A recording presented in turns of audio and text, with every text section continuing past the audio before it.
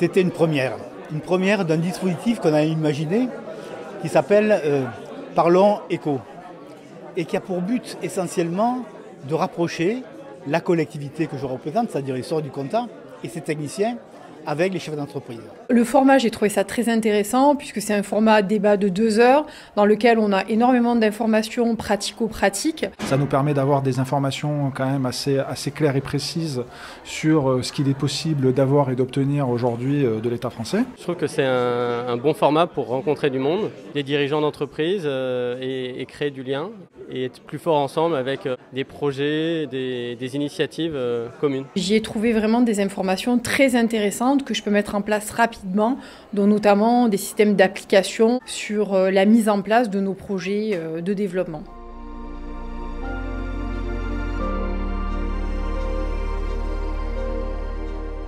On a construit une candidature avec 3 autres intercommunalités. Donc les Sorgues du Comtat, le Grand Avignon, la communauté de communes Pays des Sorgues et Mont-de-Vaucluse avec la ville principale L'Isle-sur-la-Sorgue et l'agglomération Luberon-Mont-de-Vaucluse avec la ville principale Cavaillon. Ce périmètre en fait sur les 4 intercommunalités permet d'identifier l'écosystème des entreprises industrielles. Ce programme c'est d'amener tout le soutien possible en ingénierie ou en dispositif financier pour aider les entreprises industrielles à se moderniser ou à développer leurs projets, soit sur de l'investissement productif, soit évidemment sur toutes les actions en lien avec la transition écologique. Et là-dessus, les sujets sont nombreux. Moi, ce que je retiens de territoire d'industrie, c'est qu'il y en a très peu en France. C'est un dispositif mis en place par l'État qui donne des moyens spécifiques pour des problématiques spécifiques. Notamment, on a parlé du fonds vert, on a parlé de différentes techniques. Je crois que c'est ça, c'est la spécificité qui me paraît intéressante. L'axe 1 porte sur les compétences et les formations, l'axe 2 sur la transition écologique, l'axe 3 sur l'innovation et l'axe 4 le foncier.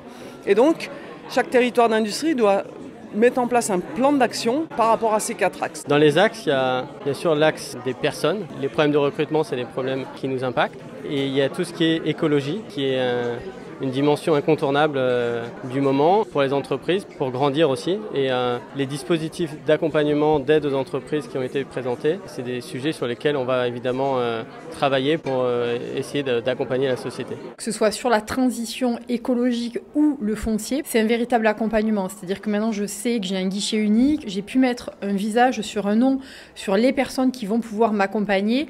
Et ce que je vais en attendre, c'est avant tout effectivement de l'accompagnement, de l'écoute dans la mise en place des projets que je vais avoir pour ma société. Ce qui est important aujourd'hui, c'est de voir qu'on puisse avoir des subventions et du foncier pour pouvoir agrandir nos entreprises et pour pouvoir continuer à les développer. On a mis des années à trouver un terrain, à développer et à mettre en place tout ce qui est bâtiments, machines, etc.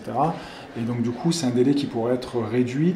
Et je pense qu'aujourd'hui, les pouvoirs publics ont quand même mis en place un plan d'action qui nous permet, nous, en tant qu'entrepreneurs, à avoir une vision plus sereine à moyen terme. Il faut identifier l'interlocuteur dans chaque intercommunalité en lien avec la CCI.